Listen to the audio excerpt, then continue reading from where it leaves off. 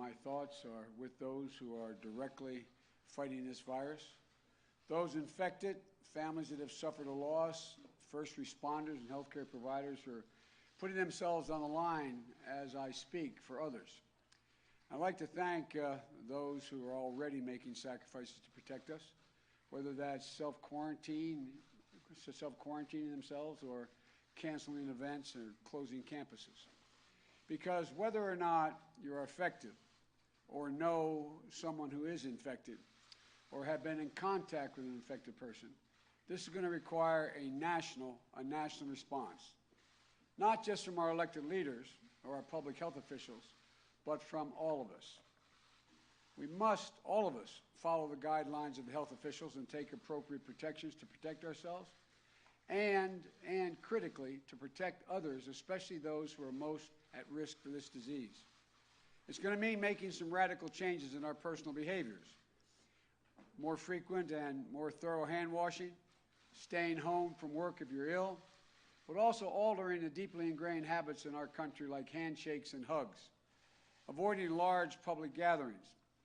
That's why earlier this week, on the recommendation of officials, my campaign canceled election night rallies that we had planned to hold in Cleveland, Ohio. We're also reimagining the format for large crowd events we had planned in Chicago and Miami in the coming days.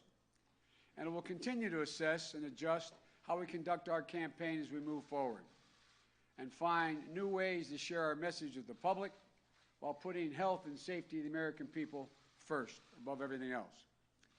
Yesterday, we announced a Public Health Advisory Committee of experts who will continue to counsel my campaign and me, help guide our decisions on the steps to minimize further risks.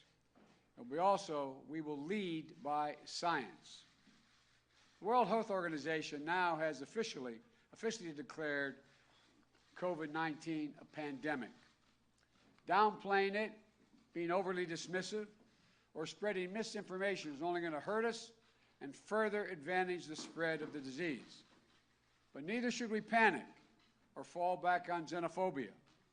Labeling COVID-19 a foreign virus does not displace accountability for the misjudgments that have been taken thus far by the Trump administration. Let me be crystal clear. The coronavirus does not have a political affiliation. It will infect Republicans, independents, and Democrats alike, and will not discriminate based on national origin, race, gender, or zip code. It will touch people in positions of power as well as the most vulnerable in our society. And it will not stop. Banning all travel from Europe or any other part of the world may slow it, but as we've seen, it will not stop it. And travel restrictions based on favoritism and politics rather than risk will be counterproductive. This disease could impact every nation and any person on the planet. We need a plan about how we're going to aggressively manage here at home. You know, you all do know, the American people have the capacity to meet this moment. We're going to face this with the same spirit that has guided us through previous crises. And we'll come together as a nation, we'll look out for one another, and do our part as citizens. We have to harness the ingenuity of our scientists and the resourcefulness of our people. And we have to help the world to drive coordinated global strategy, not shut ourselves off from the world. Protecting the health and safety of the American people is the most important job of any president. And unfortunately, this virus laid bare the severe shortcomings of the current administration.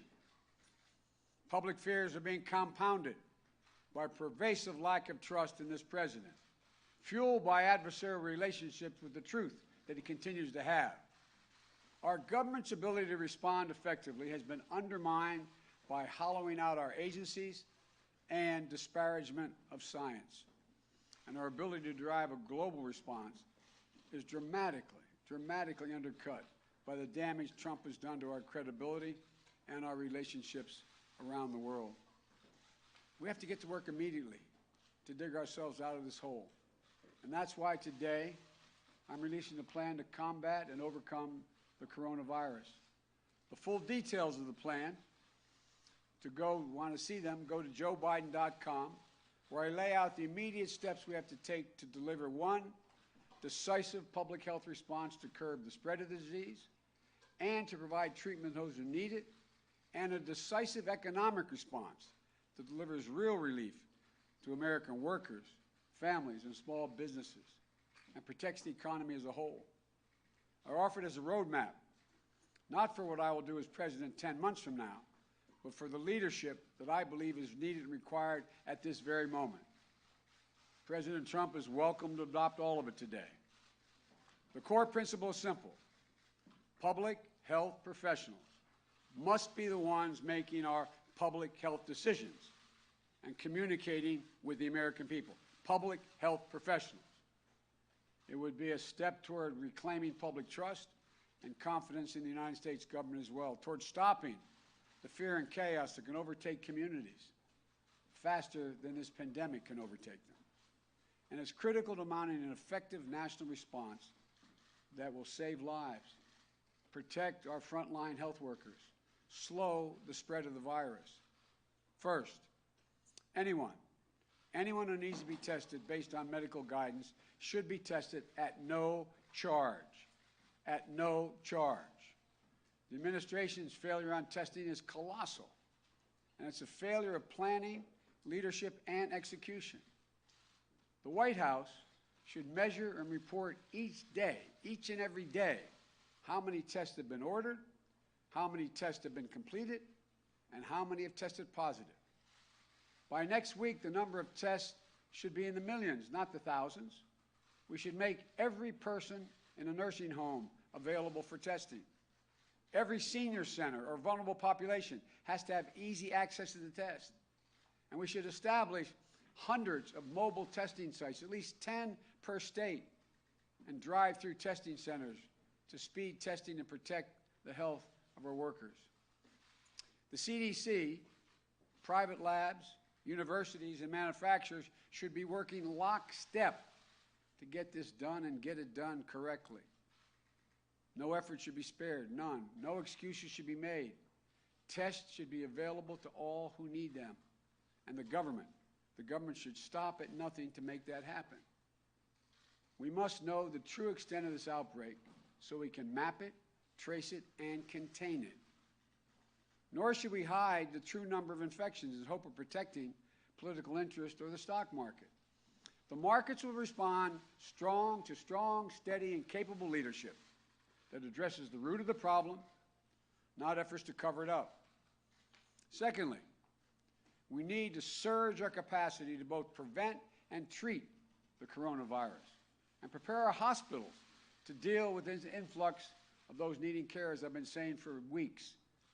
This means not just getting out the testing kits and processing them quickly, but making sure communities have the hospital beds available, the staff, the medical supplies, the personal protective equipment necessary to treat the patients. The President should order FEMA to prepare the capacity with local authorities to establish temporary hospitals with hundreds of beds in short notice. The Department of Defense should be planning now, should have been planning, to prepare for the potential deployment of the resources provided, medical facility capacity and logistic support that only they can do. And a week from now, a month from now, we could need an instant 500-bed hospital to isolate and treat patients in any city in this country. We can do that, but we are not ready yet, and the clock is ticking. As we take these steps, state, federal, and local authorities need to ensure that there's accurate, up-to-date information available to every American citizen, to everyone, so everyone can make an informed decision about when to get tested, when to self-quarantine, when to seek medical treatment. And the federal government should provide states and municipalities with clear guidance about when to trigger more aggressive mitigation policies, such as closing schools. Thirdly, we need to accelerate the development and treatment of a vaccine. Science takes time. And it will still be many months before we have a vaccine that can be proven safe for public use and produced in sufficient quantities to make a difference. But therapeutics can and should come sooner. This will save lives. When I put together and we passed the Cures Act of 2016 to accelerate work on at the National Institute of Health, but now it has to be make available resources to speed that process along. We have to fast-track clinical trials within NIH while closely coordinating with the FDA, the Food and Drug Administration, on trial approvals so that science is not hindered by the bureaucracy. And when a vaccine is ready to go, it should also be made widely available and, again, free of charge. We should also immediately restore the White House National Security Council Directorate for Global Health Security and Biodefense, with a full-time dedicated coordinator to oversee that response.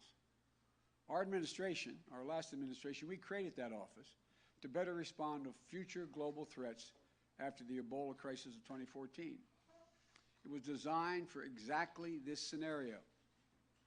But for some reason I still don't understand, President Trump eliminated that office 2 years ago. Look, here's the bottom line. We have to do what's necessary to beat this challenge sooner rather than later. We will beat it. I assure you, if we wait for it to worsen, then scramble to catch up, the human and economic toll will grow faster, larger, and more dangerous. Congress gave this administration $8 billion last week to fight the virus. We need to know exactly what that money is going to be used for, how quickly it's going out the door, and exactly how it's being spent. This brings me to the second half of the challenge in terms of economic dislocation the coronavirus is going to cause in our country. We must do whatever it takes, spend whatever it takes, to deliver for our families and ensure the stability of our economy. Taking immediate, bold measures to help Americans who are hurting economically right this minute. It means we'll need bigger and broader measures to shore up the economic demand, protect jobs, keep credit flowing to our job creators, and make sure we have an economic firepower we need to weather the storm and get the people and this economy back to full strength as soon as possible. This crisis will hit everyone, but it will hit folks who live paycheck to paycheck the hardest, including working people and seniors. Another tax cut to Google or Goldman or millionaires won't get the job done. Another tax cut to these folks will not get the job done. Indiscriminate corporate tax subsidies won't effectively target those who really need the help now. We need to place our focus on those who are struggling just to get by. People are already losing jobs. We need to replace their wages. That includes workers in the gig economy who lack unemployment insurance. Parents are already struggling with child care costs. We need to give them relief. Children who rely on school lunches, we need to provide food for them. Schools will need to help in ensuring children who don't have easy access to computers can still learn if their schools shut down. People who have difficulty paying their rent or mortgage because they've been laid off or had their hours cut back, we need to help them to stay in their apartments and their homes. Small businesses will be devastated as customers stay home and events are canceled. And we need to make sure they have access to interest-free loans, not loans with interest, interest-free loans. It's a national disgrace that millions of our fellow citizens don't have a single day of paid sick leave available to them. We need both a permanent plan for paid sick leave and an emergency plan for everyone who needs it due to the outbreak now. Beyond these national measures, my plan also calls for the creation of a state local emergency fund to make sure governors, mayors, and local leaders who are battling the coronavirus on the ground as I speak have the resources necessary to meet this crisis head on now. These funds could be used at the discretion of local leaders for whatever they need most, from expanding critical health infrastructure, hiring additional health care and emergency service personnel, or cushioning the wider economic blows this virus is going to create in their communities. We need smart, bold, compassionate leadership that's going to help contain the crisis, reduce the hardship to our people, and help our economy rebound. Let me be very clear. Unfortunately, this will just be a start. We must prepare now to take further decisive action, including relief that will be large in scale, focused on broader health and stability of our economy. Look, we can only protect the health of our economy if we do everything in our power to protect the health of our people. The last point I want to make is this. We'll never fully solve this problem if we're unwilling to look beyond our own borders and engage fully with the rest of the world. A disease that starts any place on the planet can get on a plane to any city on Earth within a few hours. We have to confront the coronavirus everywhere. We should be leading a coordinated global response, just as we did to the Ebola crisis, that draws on the incredible capability of the U.S. Agency for International Development and our State Department to assist vulnerable nations in detecting and treating the coronavirus wherever it's spreading. We should be investing in rebuilding and strengthening the global health security agenda, which we launched during our administration, specifically to mobilize the world against the threats of new infectious diseases. Look, it can be hard to see the concrete value of this work when everything seems to be going well in the world. But by cutting our investment in global health, this administration has left us woefully unprepared for the exact crisis we now face. No president can promise to prevent future outbreaks. But I can promise you this, when I'm president, we will be better prepared, respond better, and recover better. We'll lead with science. We'll listen to the experts. We'll heed their advice. And we'll build American leadership and rebuild it to rally the world to meet global threats that we're likely to face again. You know, and I'll always tell you the truth. This is the responsibility of a president. That's what is owed the American people. Now, in the difficult days ahead, I know that this country will summon the spirit, the empathy, the decency, and the unity needed. Because in times of crisis, the American people always, always stand as one if told the truth. Volunteers raise their hands to help. Neighbors look out for neighbors. Businesses take care of their workers. So we'll meet this challenge together. I'm confident of it. But we have to move, and move now. Thank you all for taking the time to be here, and God bless our troops. Thank you.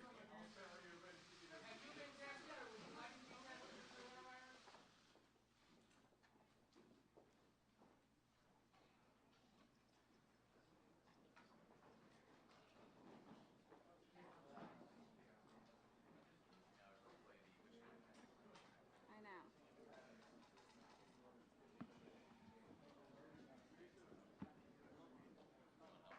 I think I'm good.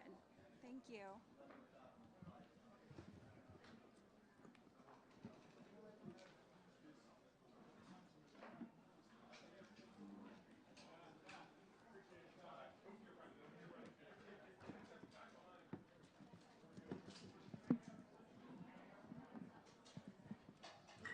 Sorry about talking, there was an accident.